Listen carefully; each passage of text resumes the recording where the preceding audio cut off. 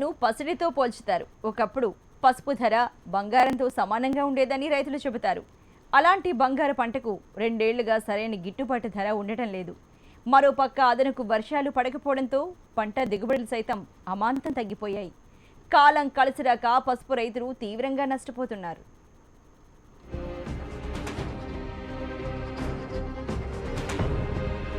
ఎంతో కష్టపడి పండించిన పసుపు పంటను మార్కెట్కు తరలిస్తే రైతుకు అన్యాయం జరుగుతోంది. పంట వేసి దిగుబడి రావాలంటే 9 నెలలు పడుతుంది.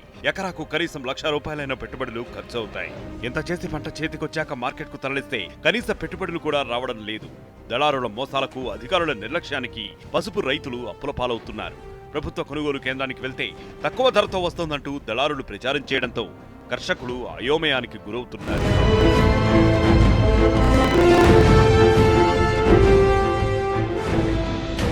రైతులు పసుపును ఈనాం ద్వారా అమ్మకాలు జరపకుండా మార్కెట్ మోసాలకు దళారులు పాల్పడుతున్నారు. ఈ సీజన్లో నిజామాబాద్ మార్కెట్ యార్డుకు భారీగా పసుపు వస్తోంది.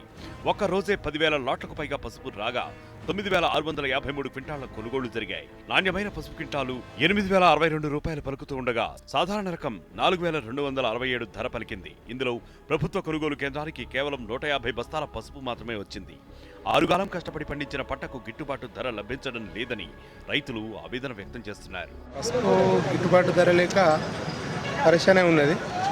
ఎందుకంటే మేము దీనికి సంవత్సరం అంతా కష్టపడి మార్కెట్కి తీసుకొస్తే 5,000 నుంచి 7,000 దాకా పోతుంది. మాకు ఈ పెట్టుబడే సరిపోతలేదు. ఎందుకంటే మాకు పెట్టుబడే 50,000 పెట్టుబడి పెట్టబడుతుంది. ఇది సంవత్సరం అంతా వండియబడుతుంది.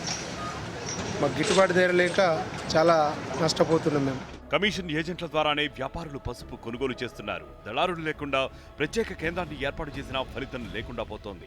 6 ఏళ్ల కింద ఉన్న ధర కూడా ప్రస్తుతం రావడం లేదని పసుపు రైతులు వాపోతున్నారు. కనీసం 15,000 గిట్టుబాటు ధర ఇప్పించాలని రైతు సంఘాలు కోరుతున్నాయి. వచ్చేది 15 క్వింటాల దిగుబడి వస్తుంది పసుపు.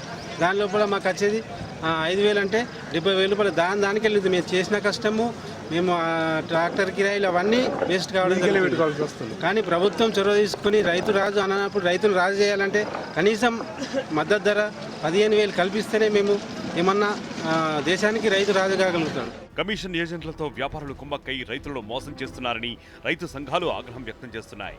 మార్కెటింగ్ అధికారులు సైతం పసుపు రైతులకు అవగాహన కల్పించి నేరుగా అమ్ముకునేలా ప్రోత్సహించాలని రైతు నాయకులు కోరుతున్నారు.